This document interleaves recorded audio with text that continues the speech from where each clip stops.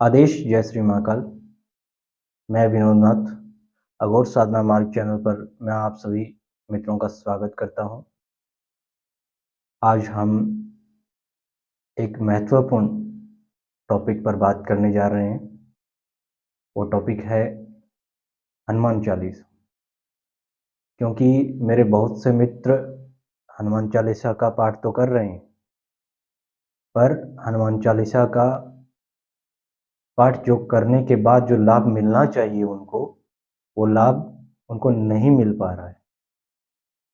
तो उसी का हम तरीका लेके आए हैं जिससे आप हनुमान चालीसा का पूर्ण लाभ ले पाएंगे।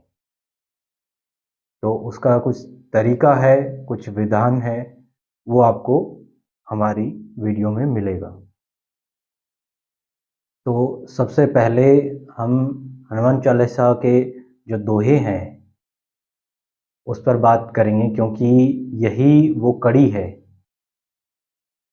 जिससे हम हनुमान चालीसा को जागृत करेंगे। सबसे पहले जो कड़ी है वो हम हनुमान चालीसा के दोहों पर बात करके पूरा करेंगे।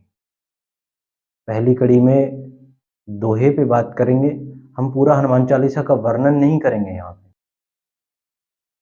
सिर्फ आपको वो बातें बताएंगे जो जरूरी हैं इसमें, कि हनुमान चालीसा पढ़ने वाले को क्या क्या करनी चाहिए, उसी पे हम सिर्फ चर्चा करेंगे। तो पहला दोहा है, श्री गुरु चरण सरोज रज निज मन मुकुर सुधारी। इसके अंदर कहा गया है कि मैं अपने गुरु के चरणों की धूल से अपने मन को पवित्र करके भगवान श्री राम के निर्मल यश का गुणगान करता हूँ, जिससे मुझे धर्म, अर्थ, काम और मोक्ष मिल सकते हैं। तो देखिए, जो पहली लाइन थी उसमें ये बोला गया है कि मैं अपने गुरु के चरणों की धूल से, मतलब हमारा गुरु होना जरूरी है। अगर हम हनुमान चालीसा का पाठ कर रहे हैं तो हमें गुरु बनाना भी जरूरी है। तो आपको गुरु बनाने का बता देता हूँ। गुरु उन्हें बनाइए जो सात्विक हैं। अगर आप हनुमान चालीसा का पाठ करना चाहते हैं, वैसे तामसिक भी बना सकते हैं आप। एक बात गौर करने वाली है कि गुरु उसी को बनाए जिनके कोई गुरु हो। अब कहीं गुरु आप ऐसा बना ले जिनका कोई गुरु ही नहीं है। वही बात है, खुद के कोई रास्ते नहीं है, दूसरों को रास्ते बताने चले, तो ऐसा ना हो आपके साथ। तो जिनके गुरु हो उन्हीं को आप गुरु बनाइए। और दीक्षा लेने के बाद आप अगर हनुमान चालीसा का पाठ करते हैं तो वो ज़्यादा फलित होता है, चाहे गुरु किसी को भी बनाओ।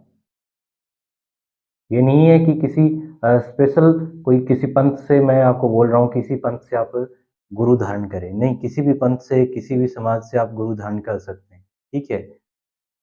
अब क्या है, जो गुरु तुलसीदास जी महाराज थे, उनके भी गुरु थे। उनके गुरु थे नरहरिदास जी, और नरहरिदास जी के भी गुरु थे रामानंद जी महाराज। तो यही बात है कि आपको बताना चाहता हूं कि हमारा गुरु होना बहुत जरूरी होता है इसमें। अब इसका जो पहला दोहा है उसकी दूसरी लाइन पे बात करते हैं। बुद्धिहीन तनु जानिके सुमिरो पवन कुमार, बल बुद्धि विद्या देहु मोहि, हरहु कलेश विकार। इसका सही अर्थ रहता है कि हे पवन पुत्र, आप तो जानते ही हैं कि मैं बुद्धिहीन हूँ, तो इसलिए मुझे आप बल, बुद्धि और ज्ञान दीजिए, और जो मेरे दुख और कष्ट हैं उनको आप नष्ट कीजिए। दोहे की दूसरी लाइन का अर्थ मैं आपको बता चुका हूँ। अब जो दोहे हैं वो चौपाइयों से पहले लगने का एक कारण रहता है।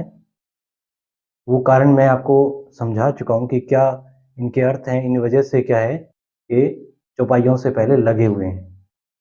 अब बात करते हैं जो अंतिम दोहा है, वो क्या कहता है। और किस तरीके से उसमें क्या लिखा गया है।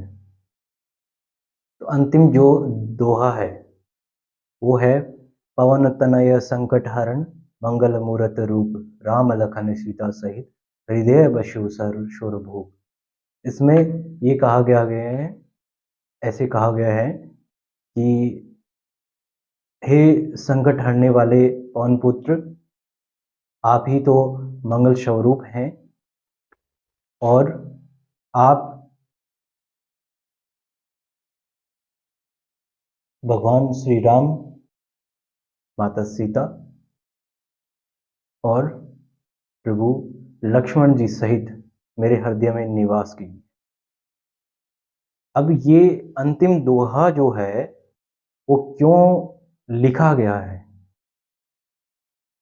क्योंकि पूरी जो हनुमान चालीसा है वो हनुमान जी के ही बारे में और प्रभु श्री राम के बारे में गुणगान करती है। तो ये अंतिम दोहा क्यों जोड़ा गया है, इसका क्या कारण है, ये कारण मैं आपको अगली वीडियो में बताऊंगा। अगली वीडियो जो इसकी दूसरी कड़ी है उसमें मैं आपको बताऊंगा और साथ में आपको हनुमान चालीसा का पाठ कैसे किया जाए उसका विधान भी मैं आपको अगली वीडियो में बताऊंगा। तब तक के लिए आप सभी मित्रों को यही बोलूँगा कि आप चैनल से जुड़े रहिए।